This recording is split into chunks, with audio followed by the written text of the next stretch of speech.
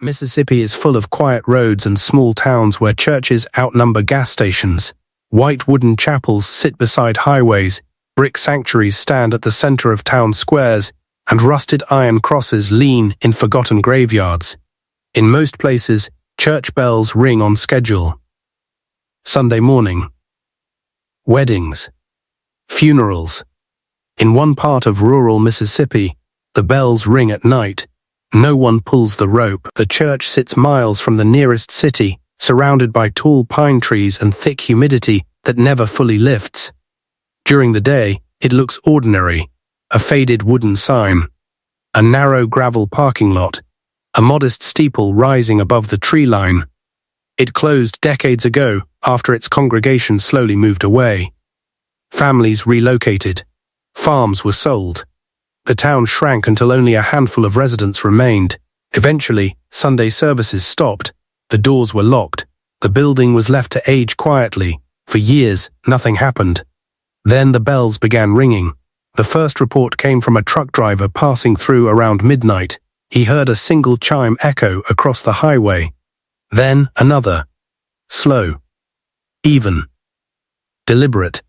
He assumed someone had restarted services, or perhaps a late-night gathering was underway. The next morning, he stopped to look. The church was boarded up. No power, no fresh tire tracks. Locals laughed when he asked about it. They told him everyone knows the bells ring sometimes. They also told him no one goes to check anymore. The strange thing about the Mississippi church that rings at night is that the bell does not swing violently. It does not crash or echo wildly like something out of control. Witnesses describe the sound as controlled, measured, like someone carefully timing each strike. 12 rings, then silence, always 12.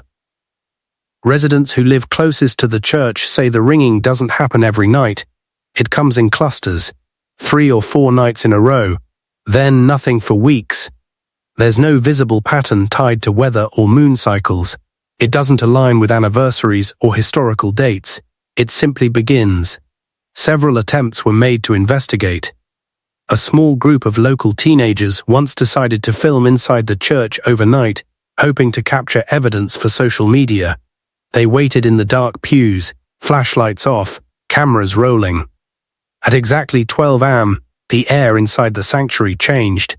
They described it as pressure, like stepping into an elevator descending too fast.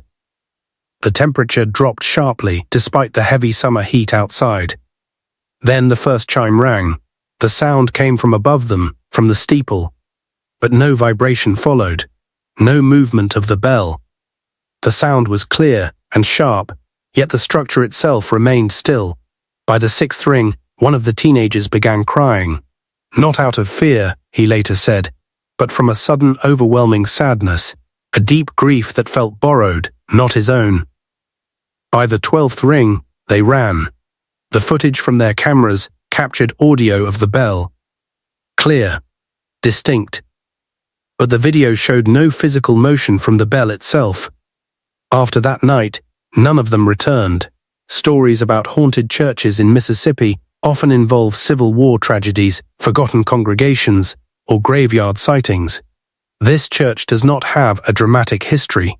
No famous preacher. No massacre. No fire. What it does have is a graveyard directly behind the sanctuary, small and nearly overgrown. The headstones are modest, dates stretching back more than a century, many belonging to entire families who once lived in the surrounding farmland. Local law suggests the bell once rang to signal funerals. When someone died, it would toll slowly, 1 ring for each year of the person's life. That tradition stopped long ago. But the midnight ringing is always 12. Search trends for church bells ringing at night mystery often spike in autumn, when fog settles low across rural roads. Drivers passing through the area sometimes pull over when they hear the chimes. They expect light in the windows, movement near the door. They find darkness. One sheriff's deputy responded to repeated noise complaints from a newer resident who had moved into a renovated farmhouse nearby. The deputy parked at the edge of the gravel lot at 11:58 p.m. after hearing reports that the bell usually started right at midnight. He waited inside his patrol car. At 12:00 am, the first ring echoed across the trees. The deputy stepped out immediately, shining his flashlight toward the steeple. The bell hung motionless. Second ring. Still motionless. Third. He later reported that with each chime, the trees around the church seemed to lean slightly inward, shadows stretching unnaturally toward the building. By the 12th ring, he felt an intense sensation of being watched from behind. He turned. The graveyard lay quiet under moonlight, no movement. When he looked back at the church, the front doors were open.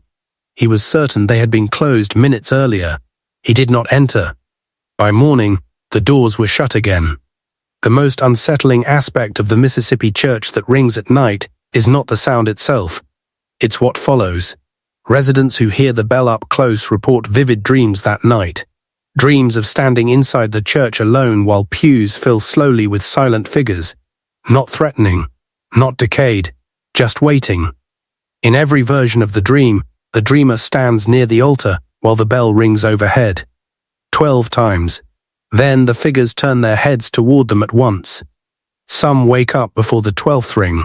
Others say they don't remember waking at all.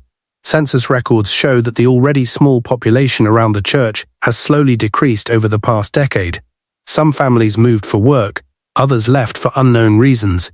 A few houses remain abandoned without formal sale records.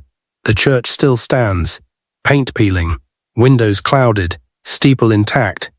And some nights, when the air is heavy and the road is empty, the bell rings again. 12 steady chimes cutting through Mississippi darkness. No wind, no hands, no visible motion, just a sound that shouldn't exist. Locals no longer ask why it rings, they only count. And when the 12th chime fades into silence, they make sure their doors are locked. Because in that part of Mississippi, the bell doesn't ring to call people to church, it rings to remind them who still belongs there.